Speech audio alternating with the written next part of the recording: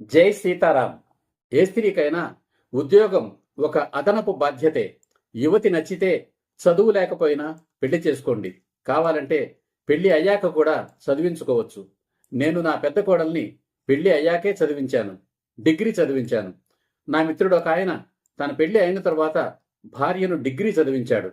అవసరం అనుకుంటే, కావాలనుకుంటే పెళ్లి అయ్యాకే ఆమె ఉద్యోగం కూడా వెతుక్కోవచ్చు. చదువు గాని ఉద్యోగం గాని ఆమె భవిష్యత్తు కోసం మాత్రమే అనే విషయాన్ని గుర్తుంచుకోండి.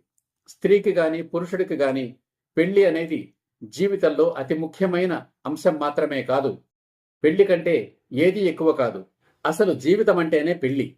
పెళ్లిని మించిన జీవితాశయం అంటూ ఏమీ ఉండదు. పెళ్లిని మించిన జీవిత లక్ష్యం అంటూ ఏమీ ఉండదు. ఒకవేళ ఉన్నాయని ఎవరైనా చెబితే అవి మాయమాటలే. అలా చెప్పినవాడు మోసగాడే.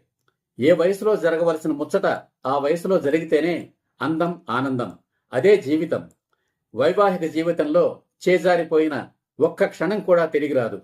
ఒకప్పుడు ఏమీ తెలియని పసి వయసులో చిన్న చిన్న పిల్లలకు పెళ్లిళ్లు చేశారు.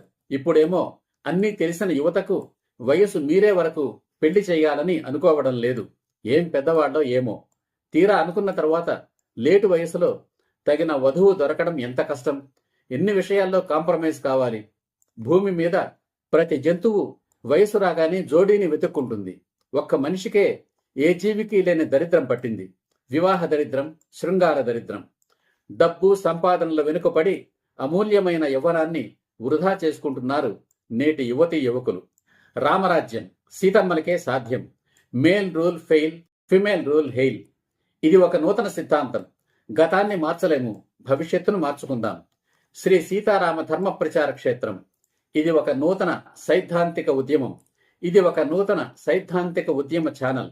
ధనాన్ని ఓడించి బంధాలను గెలిపించడమే ఈ ఉద్యమ ధ్యేయం, ఈ ఛానల్ ప్రయత్నం. ఈ వీడియో నచ్చితే లైక్ చేయండి, కామెంట్ చేయండి, మీ తోటి యువకులకు షేర్ చేయండి. ఈ ఛానల్ను ఇప్పటి వరకు సబ్స్క్రైబ్ చేయకపోతే వెంటనే సబ్స్క్రైబ్ చేయండి. ఈ ఛానల్ వీడియోలన్నీ మొదటి నుండి చూడండి, మళ్ళీ మళ్ళీ చూడండి.